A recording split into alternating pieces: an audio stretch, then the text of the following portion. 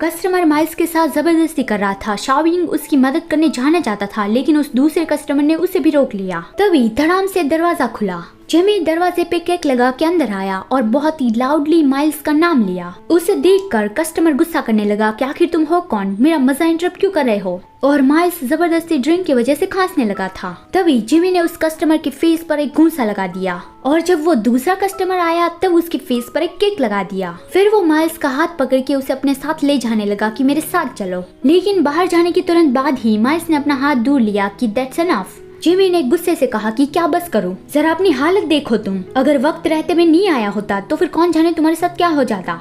ये बोलते हुए उसने माइल्स का फेस स्क्वीज करके अपनी ओर किया, लेकिन माइल्स ने चिल्लाया कि कस्टमर के साथ ड्रिंक करना मेरा काम है। अगर मुझे कुछ हो भी जाता इससे तुम्हारा कोई लेना देना नहीं है। जिमी ने कंफ्यूजिंगली पूछा कि क्या ये तुम्हारा काम है, क्या तुम यहाँ पे काम करते हो और क्यों। माइल्स ने बताया कि और क्या हो सकता है, तुम बस यहाँ पे लोगों के साथ ड्रिंक करके ही काफी सारे पैसे कमा सकते हो। तो हाँ, मैं यहाँ पे अपनी मर्जी से काम कर रहा हूँ। जिमी ने उसका हाथ पकड़ के उसे दीवार की ओर पुश किया और चिल्लाया कि क्या तुम ये स्टेफन की वजह से तो नहीं कर रहे हो ना, वो चला गया है इसलिए तुम खुद को वेस्ट कर रहे हो। माइल्स ने भी चिल्लाया कि मैं जो कुछ भी करता हूँ वो स्टेफन से नहीं जुड़ा हुआ होता। मैं बहुत ज्यादा लालची हूँ और पैसे के लिए कुछ भी कर सकता हूँ, इसलिए ये कर रहा हूँ और इससे तुम्हारा कोई भी लेना देना नहीं है। वो ये बोल ही रहा था कि तभी जिमी उससे जबरदस्ती किस करने लगा। माइल्स ने उससे दूर होने का बहुत स्ट्रगल किया, लेकिन जिमी उससे दूर नहीं जा रहा था। तो फिर माइल्स ने जिमी के होठों पे बाइट कर लिया और उसे धक्का दिया कि तुम एकदम ही पागल हो गए हो। जिमी ने अपने लिप्स को वाइप किया और पूछा कि तुम्हें पैसे चाहिए ना, बस 3 साल।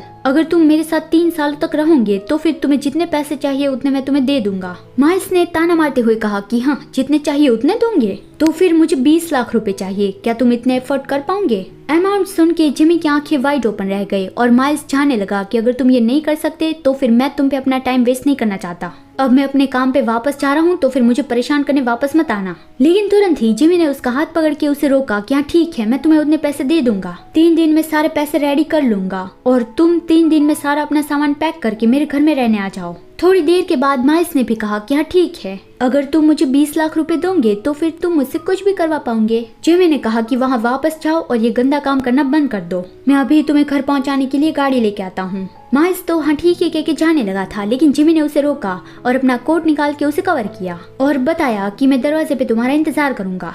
माइल्स ने उसके कोट से खुद को बहुत ही अच्छे से कवर कर लिया और कहा कि हाँ मैं समझ गया। जिमी ने किसी को कॉल लगाया और बताया कि उस प्रोजेक्ट में जो इन्वेस्टमेंट करने वाले हैं उसे थोड़े वक्त के लिए रोक दो और पूरा फंड विड्रॉ कर लो। उसके असिस्टेंट ने पूछा कितना बड़ा अमाउंट विड्रॉ करना है, तो हमें सीईओ से पूछना पड़ेगा, मतलब कि जिमी के फादर से पूछना होगा। लेकिन जिमी ने ये कह दिया कि मैं जो कह रहा हूँ वो काम कर दो और उसका जो नतीजा आएगा वो मैं देख लूंगा। आपके लिए एक सवाल, क्या आपको जिमी का ये काम अच्छा लगा? मतलब कि अब तक तो जिमी ने गुस्सा आए वैसे ही काम किए है ना, जिसमें वो खुद भी गुस्सा करता रहता है।